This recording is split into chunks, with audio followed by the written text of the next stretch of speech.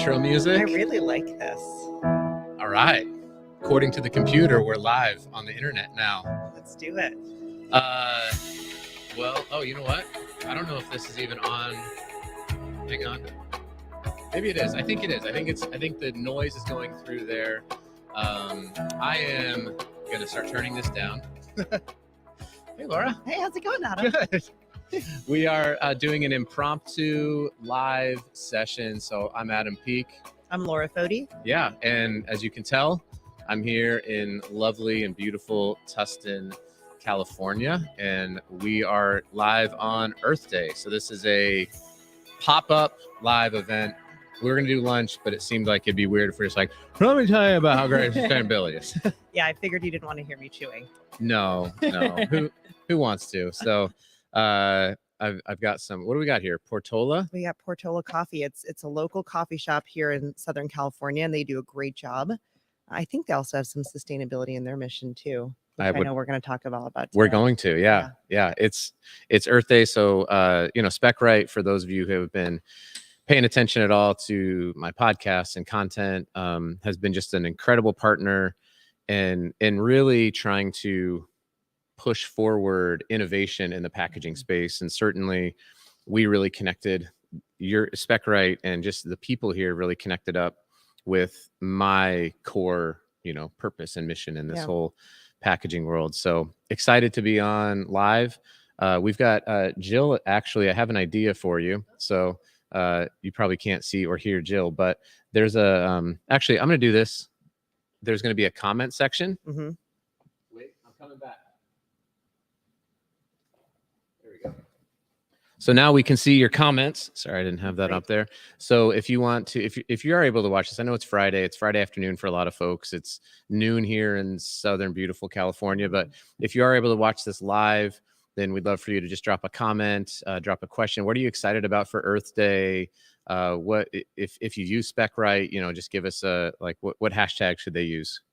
Hashtag Earth Day, hashtag specification management, hashtag let's make amazing things. All right. I'm kidding about the last one, but not. No, you can do it, right? Let's do that. Hashtag whatever you want. Cool. So yeah, if you are watching this live, we're live on Facebook, the People of Packaging podcast page on Facebook. We're live on the People of Packaging YouTube, and then also live here on LinkedIn.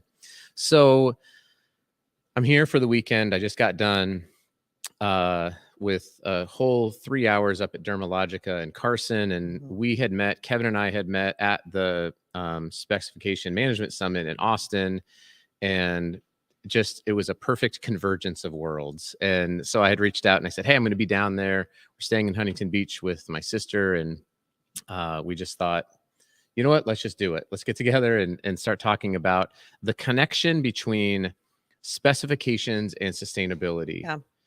And so one thought that I've had often, and when I'll do like these sustainability lunch and learns with brands, and I inevitably get to this point with them. And I'm thinking that your people here probably do too. They'll say, we're committing to using less plastic. We're committing to using less of this. And we're committing to using more PCR content. Mm-hmm. And I'll ask them, how do you know how much you're using? And 9 times out of 10, I get this. Crickets. Yeah. It's like, you don't know. I didn't know when I put into my map, my Google Maps, to drive from Carson to here, I had to know where I was at to know where I was wanting to go. Yeah. So I wanted to have just a quick conversation about this connection.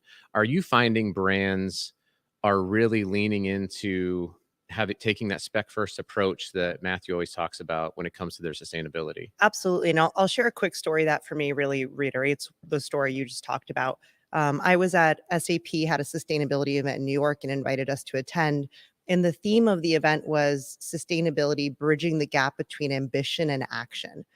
I love that. Earth Day. Every company wants to be sustainable. It's one of those universally acknowledged things we all want to. And I was really listening. They had executives from Colgate and Coca-Cola talking. And I thought, why is there a gap? And the overwhelming answer was a lack of data. The reason why people can't go from here to there is because they don't know where they are today. It's your Google Maps analogy.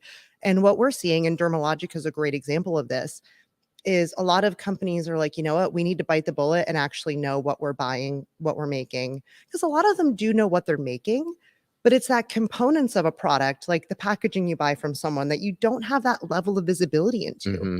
And so there's so much awareness, I would say, not only at the brand level, but the executive level at these brands, that this data is not being managed professionally. And that if they want to come out and say, number one, we want to be sustainable. Number two, here's our goals. They're realizing they have to do the hard work, which is getting the data in shape. Yeah. Yeah. Yeah. I forget who was the gentleman from Gartner. John Blake. John Blake. Shout out John Blake. What's up, John Blake?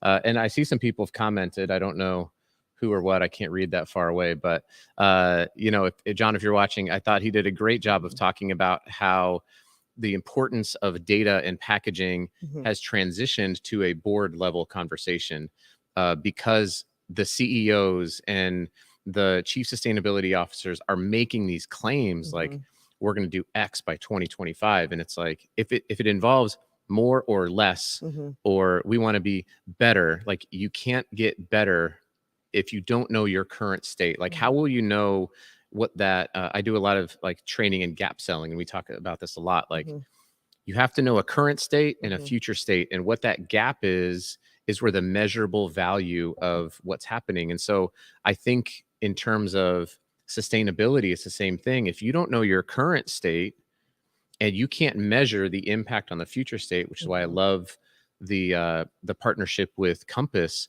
If you can't actually measure that with objectively true data, then you're probably just going to be greenwashing. Yeah. Well, it's funny, as a marketer, I think so much about that, right? Because I can see through the BS of a lot of brands. It was Earth Day, so I was checking my email this morning. I'm still getting emails about people. Laura, you can also check your email not on Earth Day. You're like, it's Earth Day, so today I decided no, to but because the marketers are sending all the Earth Day messages. Oh yeah, right. No, I just deleted 50 and I of them. scroll through, and I'm still getting the "we're planting trees" email. And I'm like, if that's the email you're sending as a marketing team, like don't get me wrong, we should all plant trees. I think it's great. Kudos.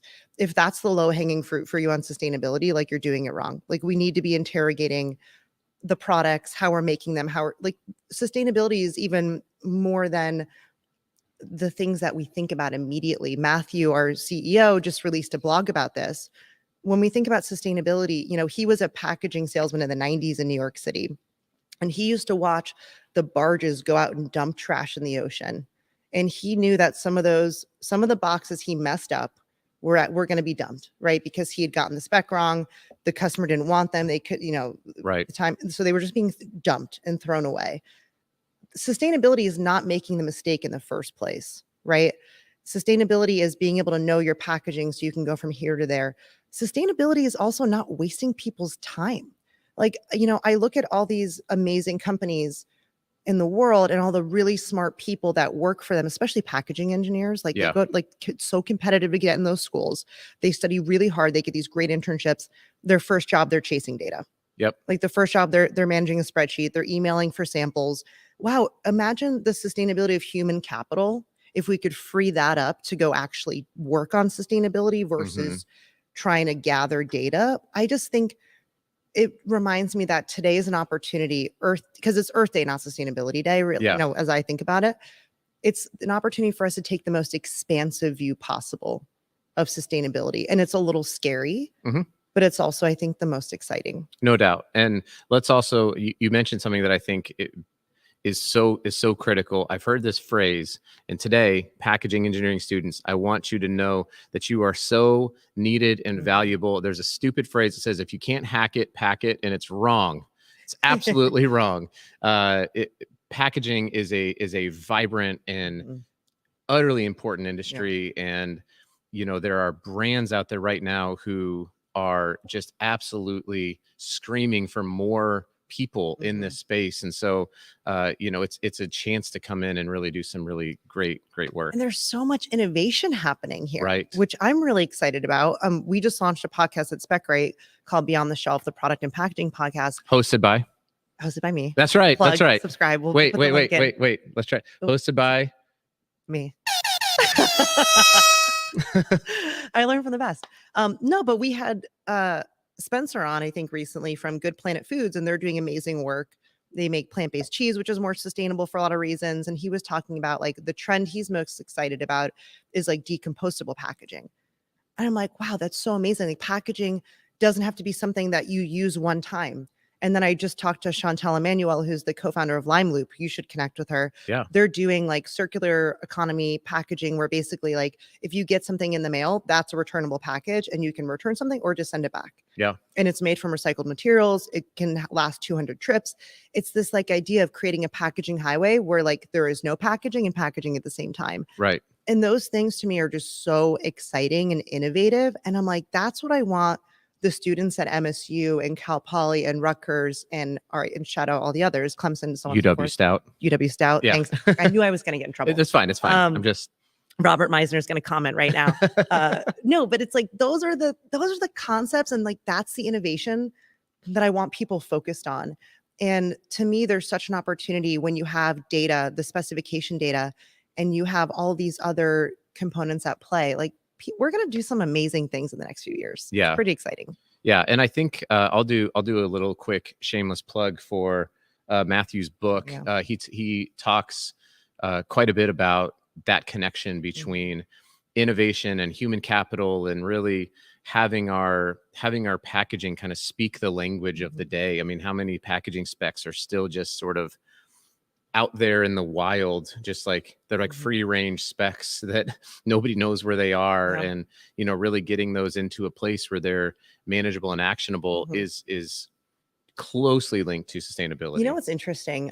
We have so many great partners. You know, I think one thing that I'm really proud of at Specright is like we're not doing this alone. Right. Like we're not going to solve sustainability single-handedly. It's going to take a community of people. And we're working with, you mentioned Compass. I want to talk a little bit about that, but Tops is another partner. Yeah. And we did a survey. Jill, shout out Jill, kind of ran that. Go download it on our website. It's really interesting about pallet and packaging optimization. And the major finding was people want to do more optimization, right? Because think about it, like if we're stacking stuff in a box, we want to get more boxes on trucks, you know, more things in a box, that's sustainability. Yeah, gas prices are insane here in California. They're crazy everywhere. You don't think about like the ROI of this too. Forget about like we're just doing good for the world, like you're doing good for the bottom line. But the biggest obstacle for people doing more optimization for palletization and packaging is a lack of data. Right. So it's like, again, when I think about sustainability, it's not just what is this package made out of? It's like, well, how did it get transported here? You know, did it break? Because when things break, like that's not being sustainable. Shout out to our friends at ISTA. Yeah. Right. We launched PackSite with them to do better packaging testing. Like the other theme that I think is so important and Matthew talked about is like this concept of allowable waste. And if you're in the manufacturing world, like it's a dirty little secret that so much gets thrown away. Yep. So much because the supplier made it wrong. There was a miscommunication. No one got updated.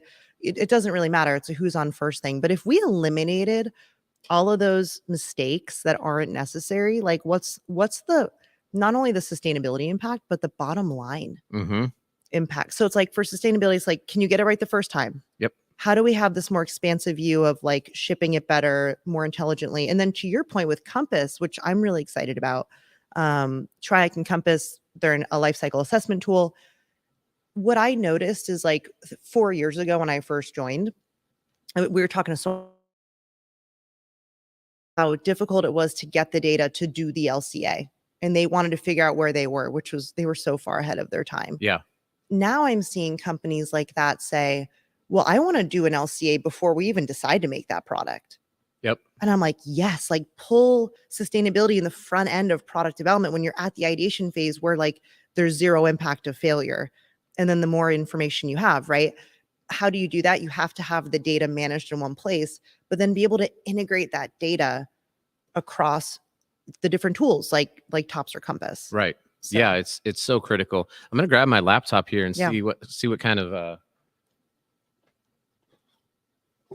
comments we got. All right, we got Tampa. Shout out Dustin. Shout out Justin. Dustin, happy Earth Day from Tampa. Are you on vacation? Dustin's in Minneapolis. Let's see. Sustainability. I like it. Love it. Sorry again, linked. I probably know you. We're probably connected, but there's some kind of weird saying on here.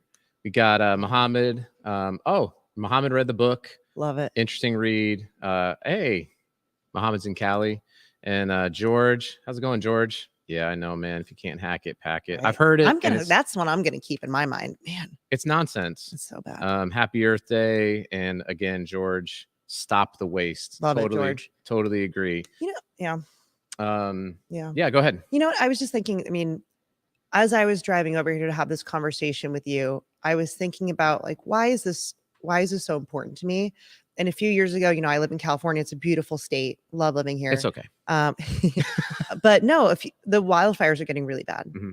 And a few years ago, I had to be evacuated from my home. And I was thinking about the feeling of having to go to my apartment and take whatever. I expected it to not be there when I got back. And I just realized that like none of that stuff mattered at the end of the day. Like I went and got my cat and that was like it. Yeah. And I was like, my cat, my passport, like those felt like the right things. Right. And it just makes you realize like we really can't screw this up. Well, sustainability isn't just like a marketing message anymore. Like when that feeling of like, wow, like my backyard's on fire right now was pretty terrifying. And obviously, there's a lot of reasons that is, but it feels like the call to action today is stronger than ever. I'm curious your thoughts on why you think sustainability, it feels like there's been a shift in the importance of it. Yeah. I mean, I think actually I would tie it back into data, honestly, because I try to be as logical as I can as a thinker. Mm-hmm. Though certainly our brains are wired to be emotional first, and I understand that, but just sort of like it was an evolved perspective for me. I would probably count myself not as like a denier, but I was very much like, okay, like, the earth, we've had global cooling and now we have global warming and this is very cyclical. And that was kind of it. And then you start to look at some of the data and information that's available. And I was like, no, this is a legit like existential threat to humanity. Yeah. If we don't actually do this. And by the way, it's a lot easier to heat up the planet than it is to cool the planet. And so if it were to reverse, and if we were to be like, oh no, the polar ice caps are freezing and we're having this problem, we can actually, it's far easier to create more carbon in the atmosphere than it is to keep it out and extract it. And so if we were going to err on any side, this is for all the people who might be listening or watching that are sort of on that side of it. It's like, if we're going to err on one side or the other, let's err on the side of cooling, because we can always heat it back. It's kind of like this. All right, I'll give you an example. I would never live in Las Vegas or Phoenix, and I'll tell you why. And I live in Salt Lake City, and I grew up in Colorado, and people are like, yeah, but the winters and it's cold. It's like, I can always get warmer, and there's stuff to do outside. I've been in Phoenix in the summer when it's 120, and it's illegal to walk around naked, and that is all you can effectively do. Yeah. Not really. Don't do that. My toothpaste. Well, I used to travel to Scottsdale to work. My toothpaste used to explode in the summer. Yeah, because it would like melt. It's interesting. I agree with you 100%. There's two other things. You talk about data. I'm very interested in the regulation aspect of this space because I think that's going to drive a lot of change. One thing I'm curious, shout us out in the comments. I'm hearing a lot from our customers and prospects about extended producer responsibility. Yep. Especially in the EU. And I think they're always ahead of the game on this. They were ahead of the game on consumer privacy. Yep. I think they're ahead of the game on sustainability, where they're saying like, hey, if you sell products, not only if you make them here, if you sell them here, so it impacts a lot of big brands in North America that are in Europe, you're responsible for the end of life of that package. Right. And we're going to fine you.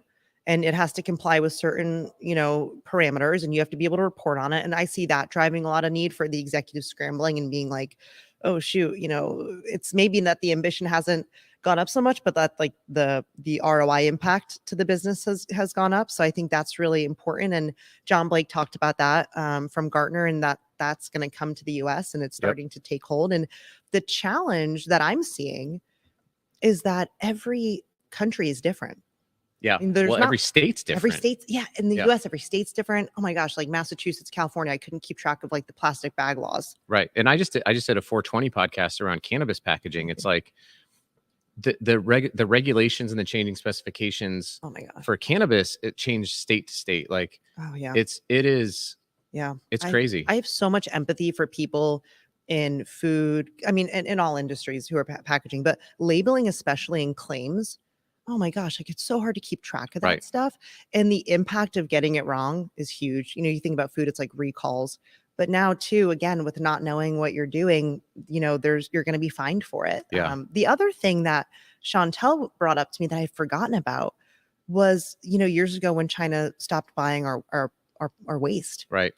and the impact of like, where are we going to put this stuff? So I think a lot of like policy and, I'm certainly not an expert on this, but I think that's going to continue to evolve and drive the need at not only the C-suite, but the board and the investor level of these companies. Yeah. Which is interesting. Yeah, no doubt. It's here. No It's not, pressure. They're going to be looking to the packaging engineers to figure this out. I know. Well, they can find me on TikTok at Packaging Pastor, and we'll figure it out together. No, it is a I'm the thing that I'm glad about in my career, and I've said this before, is that I took a gamble on packaging as a career, and I've bet right. Yeah. This is gaining in importance. It's gathering a lot of steam. It's getting into the boardrooms. It's getting into the investor levels. We just had myself and Corey Connors and Avelio Matos. You should check out their podcast as well.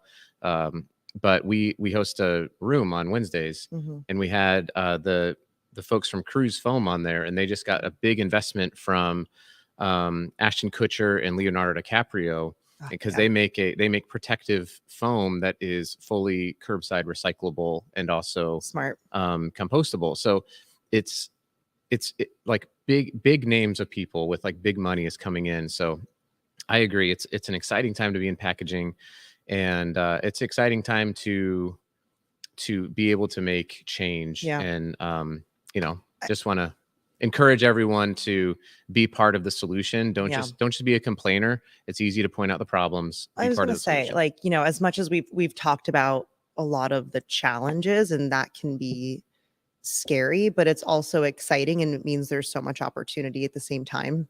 And it's funny because years ago when I joined the company, I asked Matthew, like, what's the mission of the company?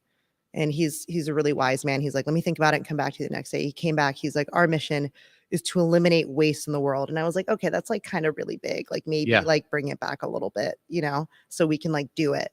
And he came back to me the next day and he was like, you're right, that's a terrible idea. Let's empower people to make amazing, sustainable things. And I'm like, yeah, because if we empower everyone else to do it, right, and then we're all doing it together, we're going to have this collective impact that's so much bigger than ourselves. Where Matthew was right though, and he would never tell me that. He would never say I told you so, but like he definitely told me so.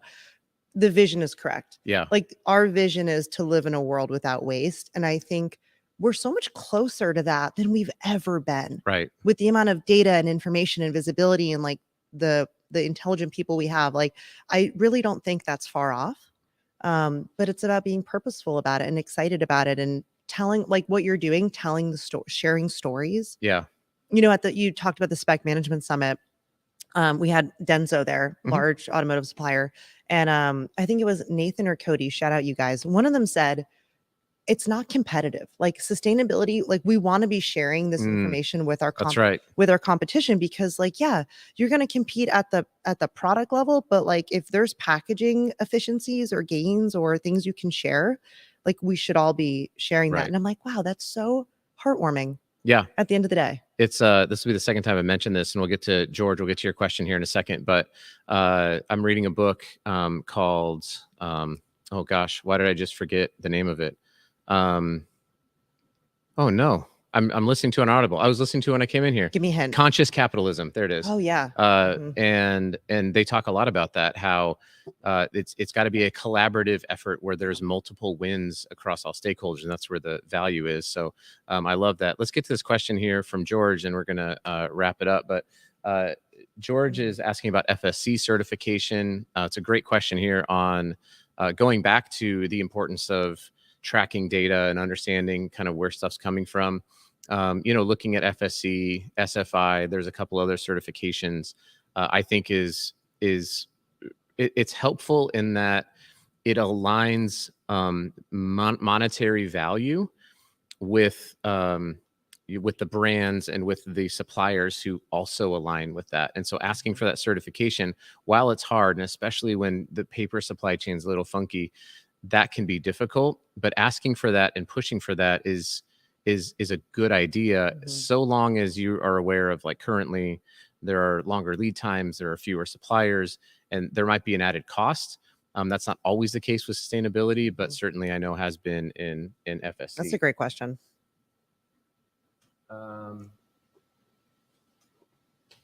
What's up, Bree? Go Bree green. is Go from MSU. Michigan State. We should go green in our lives, but also go Sparty. What's up, Bree? Thanks for chiming in. Bree also lives in Utah, and she's a packaging engineer. And then we got 100% curbside. Oh, the one you were talking about. Oh yeah, it's Cruz, CRUZ foam. So check them out. They're doing some great work. Well, this is the end of our time. Yeah. You didn't ask about my Earth Day shirt. So this I love this. Well, tell me all about it. One last shout out, because this is to me like why I love packaging. Okay, you never, before the call, you weren't like, "Hey, Adam, no, make sure you I ask just me forgot to mention it. It looks like you're wearing a polo. It just looks like a regular polo. Looks like a regular polo from Ralph Lauren. It's actually made up of recycled bottles. Oh yeah. And I'm like, I love this. And like, packaging is fashion. Who knew? Yeah. Like, to me, again, how do we have the most expansive view of sustainability? How do we think about the end of life of packaging differently? How do we think about eliminating waste? Like, let's have fun with it. Right. We have to do it. We have to do hard things. We might as well find creative, inventive ways of doing it. So totally. Shout out to everyone who watched. For all the work that you guys are doing. And Adam, I love what you're doing and how you're bringing these stories to life and sharing this really important message with everyone. Oh man, thank you, Laura. It's like you said, it's a community of people, right? There's no if what's the quote? If you don't care who gets the credit, a lot can be accomplished. So true. I don't if that was like Buddha or Tupac or Jesus. It was somebody. Let's go with Tupac. Yeah, we're on the West Coast. Yeah. We'll go with Tupac. But yeah, and likewise, it's awesome to see what Specright's doing. So everyone check out specright.com, and there's all sorts of content there. You can follow them on LinkedIn and Beyond the Shelf. Yeah, Beyond the Shelf, Product and Packaging Podcast. Yeah, it's great. You can check out the book. Matthew Wright is on it's on the Specright website. You can get it on Amazon. There's all sorts of great ways to do it. Please follow me if you aren't already. You probably are on LinkedIn, or else you wouldn't be watching this. But you can also connect up with me on TikTok. I don't dance, but I do talk about packaging there. So I'm at Packaging Pastor. And with that, let's maybe get some outro music. Could we do a packaging dance? Could we make that a thing on TikTok? That's my one good idea for the week. I think it could be like the beat box, where we get like a box full of beets, like actual beet food, and we just like dance around. I don't know. That'd be a bad idea, I feel like. But thank you all so much for tuning in. Happy Earth Day. Go make a difference.